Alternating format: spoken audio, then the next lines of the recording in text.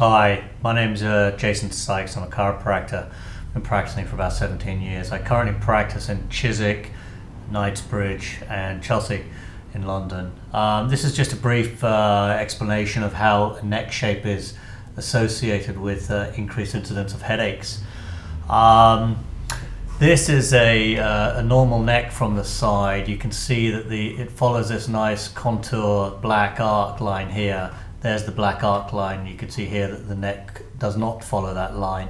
We've drawn little dashed red lines behind the vertebral bodies. They should be on here.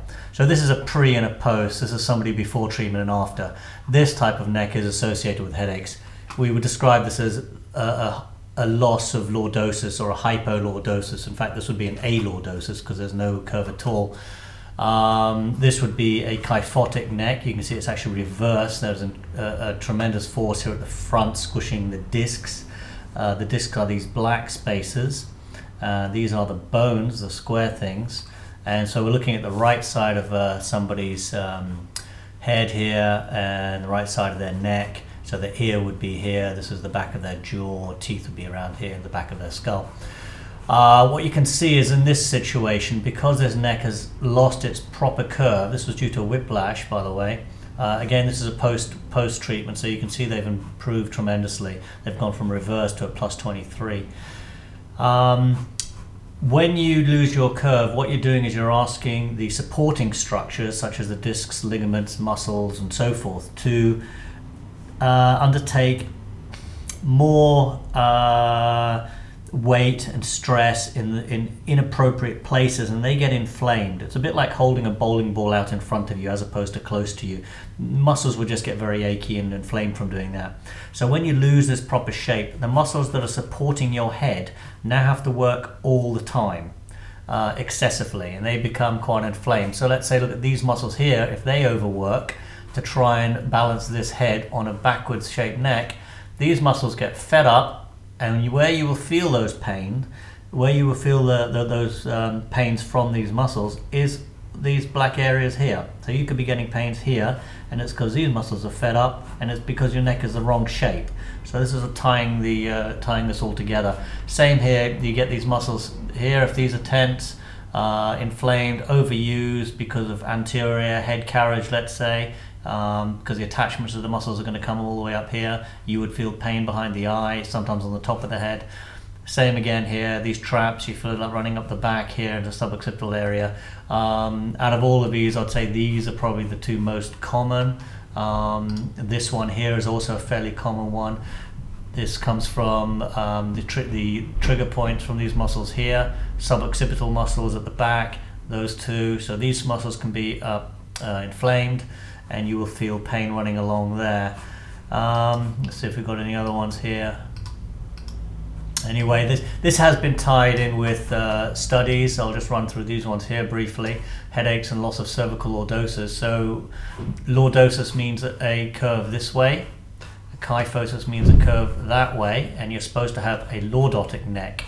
So in a survey of 6,000 cases of chronic headache sufferers, Braff and Rosner found that complete or segmental loss or reversal of the normal lordotic curve of the cervical spine is the most consistent characteristic feature, and is very often is the only abnormality found. Another study in 47 subjects with tension and migraine headache, Vernon et al. Found a high incidence of hypolordosis, i.e. reduced lordotic curve, straightened cervical curve configurations, and reverse cervical curve configurations. Nagasawa et al. Compared 372 patients with tension headaches and 225 control subjects matched for age and sex. They found statistically significant differences between the two groups. The headache patients having straightened cervical curve configurations and low set shoulders.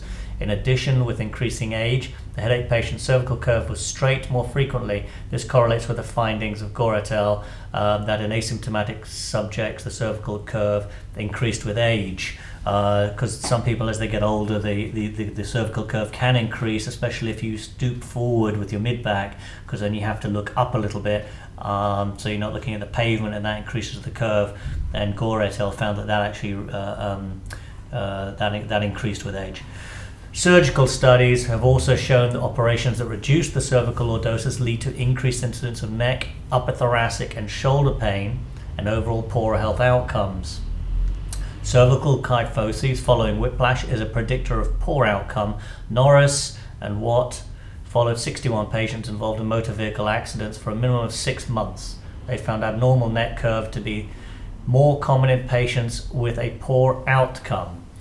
So we've got some good evidence here of the association between loss of cervical curve and headaches, and also I would say that these were patients of ours, and we gave them we improved their neck shape, and their headache certainly disappeared, and as did their neck discomfort.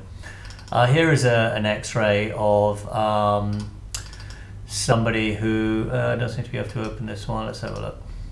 This is a buckle configuration, and here you can see a young child. They whiplashed their neck through a fall. I believe this was a fall from a horse.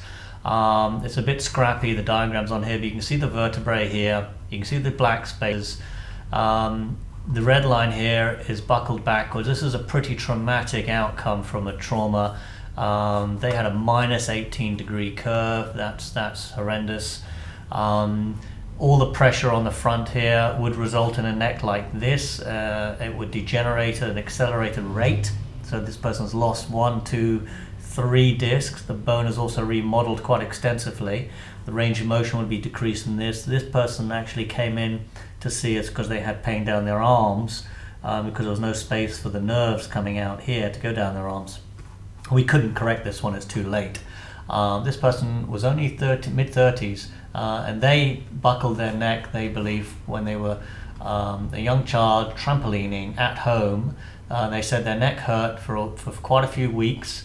They went to the doctor. They said the doctor said they were fine, and they said the neck was never right since that point. That's quite a common story we hear. So this is in addition to increasing the chance of having headaches when you lose your curve, you can also see that what you're doing is you're causing accelerated wear and tear. This patient we did actually correct and gave them a good curve. I will perhaps upload that X-ray in the next discussion. Anyway, thanks for watching, and I hope this has been informative.